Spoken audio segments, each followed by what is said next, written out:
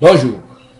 Après les généralités autour de la thématique d'inventaire des obstacles potentiels pendant un travail consacré à la formulation d'un grand projet de santé, qui ont été traités dans la première capsule vidéo de cette série, nous vous présentons dans celle-ci les détails de chacune des 5 activités pressenties dans le cadre d'un tel travail. Lesquelles activités, il me semble opportun de vous les rappeler. 1. La construction d'une trame de l'analyse. 2. La comparaison des sorties opérationnelles visées et des sorties opérationnelles effectives. 3. Le repérage des déficiences et des obstacles à la réalisation des objectifs. 4. La catégorisation et hiérarchisation des obstacles. Et enfin, 5. L'énumération des remèdes possibles. Pour la première activité relative à la construction d'une trame de l'analyse, précisons que la meilleure façon de repérer les faiblesses opérationnelles est de comparer ce que l'on se propose avec ce qui s'accomplit actuellement. En d'autres termes, de confronter les sorties opérationnelles visées avec les sorties actuellement produites. Le travail spécifique à effectuer au cours de cette étape consiste à repérer les faiblesses opérationnelles, à comparer ce qu'on propose avec ce qui est accompli présentement, à construire un modèle pour effectuer la comparaison et enfin à établir un modèle distinct pour chaque problème critique assorti d'un but de réduction du problème. La deuxième activité qui concerne la comparaison des sorties opérationnelles visées et les sorties opérationnelles effectives implique les tâches suivantes de la part de l'équipe de formulation.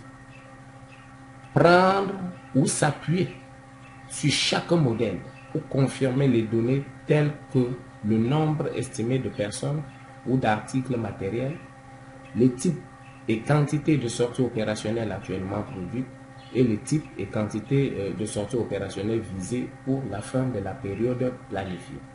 Et enfin, calculer la déperdition se produisant entre états successifs ainsi que les écarts entre sorties opérationnelles effectives et celles visées.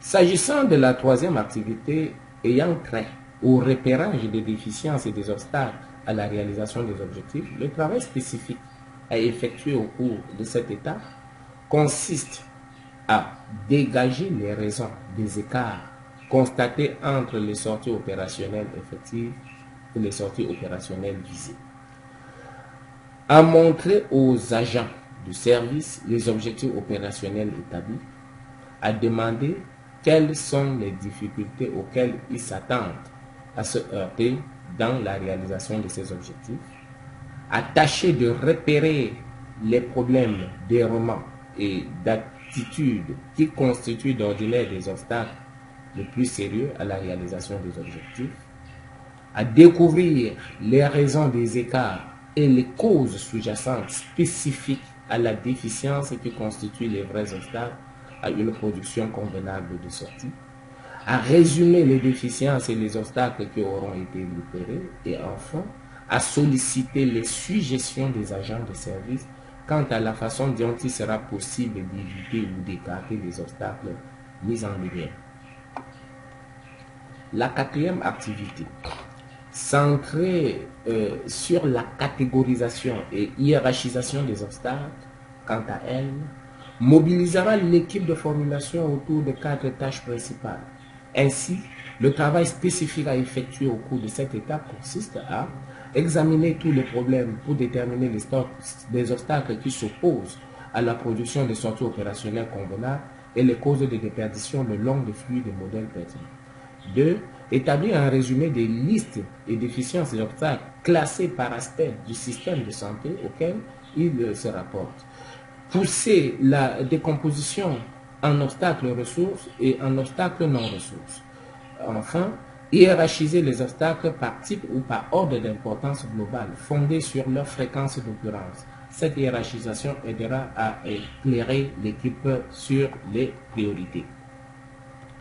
Enfin, la cinquième activité intitulée Énumération des remèdes possibles consistera tout simplement à réaliser un résumé des changements proposés pour contourner ou éliminer les obstacles à la réalisation des objectifs. La liste des remèdes devra être établie à ce stade. Pour aller plus loin sur cette thématique, vous pouvez utilement consulter les références bibliographiques affichées sur la diapositive.